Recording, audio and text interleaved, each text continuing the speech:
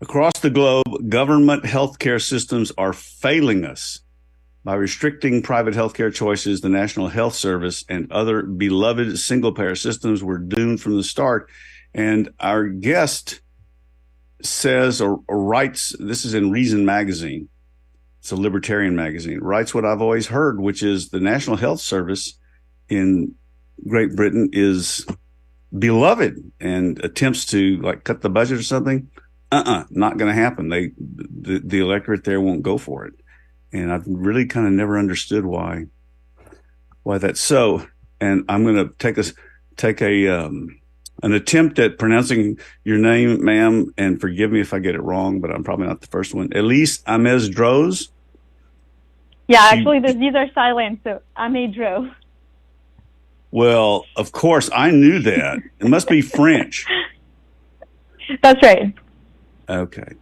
Well, what I'd like to talk about is what we're not going to talk about. I'd like to find out about going to school in Switzerland and all the chocolate you guys probably got to eat there. But we're talking. You're part of what? Tell me what Young Voices is, because that's how we came to be in contact with you. You're part of the Young Voices thing. Ms. Droz has a master's degree from Duke, and she did get her undergraduate education in Switzerland. In market, and she's also done market research, which I think is fascinating. Here she is on the radio. So tell us all about yourself. Definitely. So yeah, my name is Elise. I grew up in Switzerland, so happy to chat about that. I did eat a lot of chocolate growing up, and I still do eat a decent amount of chocolate. And have been, I've been studying. I studied business really in undergrad, and had no intention of going into healthcare policy, but I was kind of confronted to the system really when I went to grad school, because as a Swiss citizen I had to buy insurance at my school as well as in Switzerland because of the individual mandates that Switzerland has. So I was doubly insured in grad school, and I thought to myself, that can't be right. I don't have any major healthcare needs. Why am I spending so much money? So that's how I got into healthcare policy.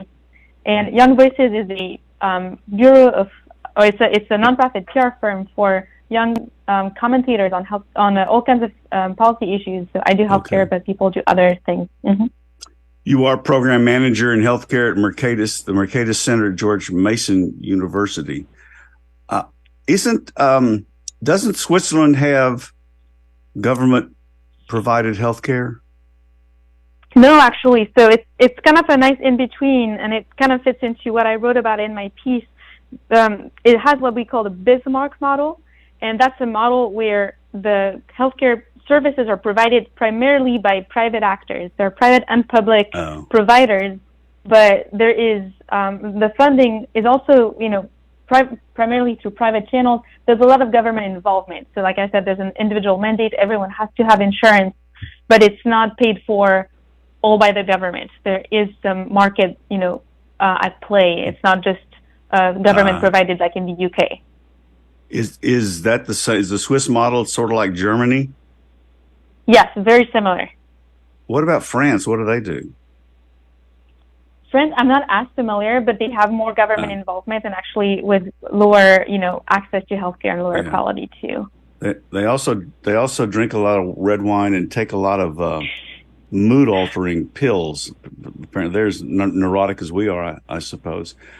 What as much as I'd like to see, is we seem to, in terms of solutions of whatever sort offered up, we seem to be drifting away from underlining a private market aspect to this.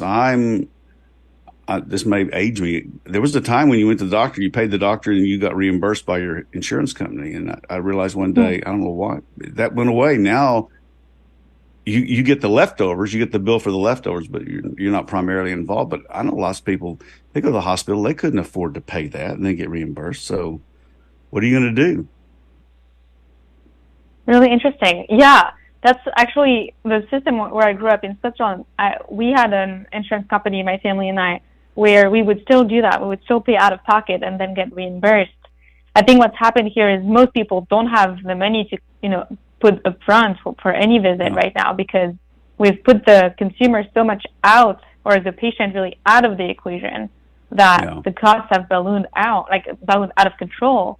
and there's just simply no way that people can afford things out of pocket like that. Well, how did it work in, I guess Switzerland is as good an example as any. I'm doing the thing you shouldn't do in radio, which is thinking before I speak. But the Swiss population is probably more homogenous than the American population. 3 major language groups: Swiss, German, French, Italian, and there's one other weird one in there that I can't think of what it is. Vermont, correct? Yeah. So I don't know if Switzerland has a lot of poor people, or they have a lot of people from third world countries who. So how do people navigate? Everybody doesn't make a lot of money in Switzerland. There got to be some people who don't. So how do they navigate that? Yeah, so actually Switzerland's very wealthy, and there are very few people who are truly poor. And it is actually fairly, in terms of backgrounds, there are lots of people who live in Switzerland who are not Swiss, but they are from neighboring countries. I think the way the healthcare system works there is still very reliant on private companies. So if you're looking to buy health insurance, you might have 50 different insurance companies to choose from, which is far more than most people here in America, Good right? Lord. Because most people get insurance through their employer, and if they're lucky, there's more than one plan. But most people have just one plan to quote unquote choose from, but it's not a real choice.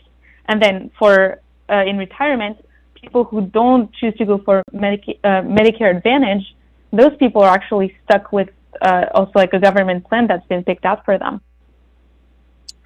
We're speaking with Elise Amez-Droz, if I've got this right. She is program manager of the health policy program at the Mercatus Center at George Mason University, and she's part of the she's part of a group.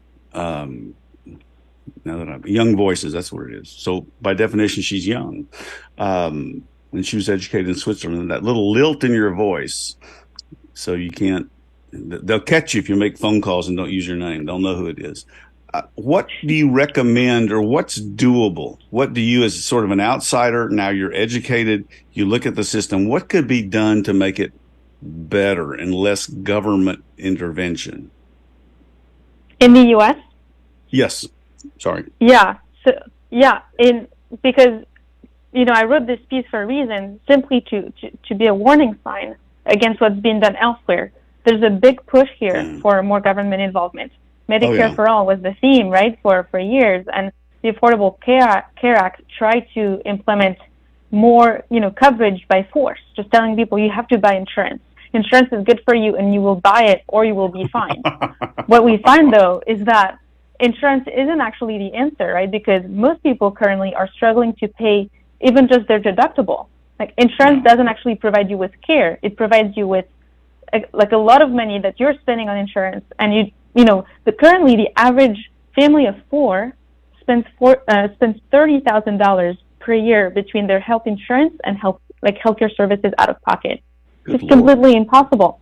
So we need to be mindful of the fact that we've gotten there not by having less government involvement, but we've added layers of government. So the lesson to me is looking at other services, other systems around the world, especially the UK, which is what I looked at in particular, the UK, Sweden, and Canada, where they have far more government involvement. We see that their crisis right now is not only a crisis of cost, but also of quality and access to care. And the best thing we can do in America is to make sure that we don't have a government takeover of healthcare, whether it's through Medicare for all or Medicaid for all, which seems to be a theme right now. We want to expand Medicaid to everybody, but that's not the solution.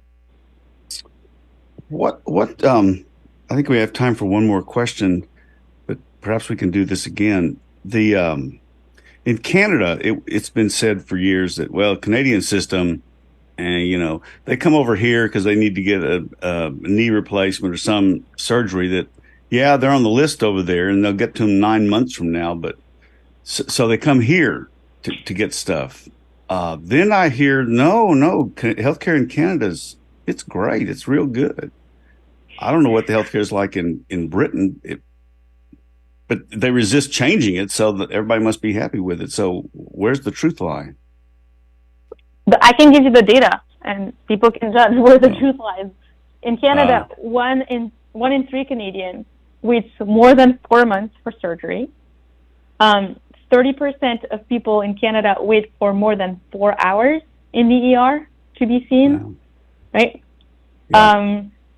So that's one thing. In the UK, currently 1 in 8 British person is on a wait list for care.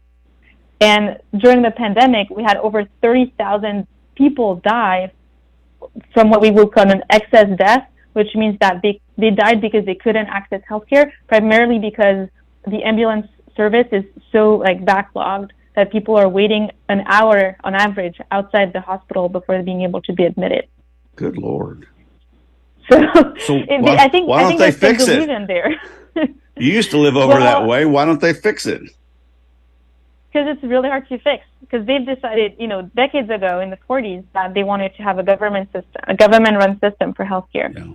So if they want to pivot and have a private system, or at least some private options in there, it's going to take, a real change of perspective on how healthcare is provided, accepting that maybe private options are worth it.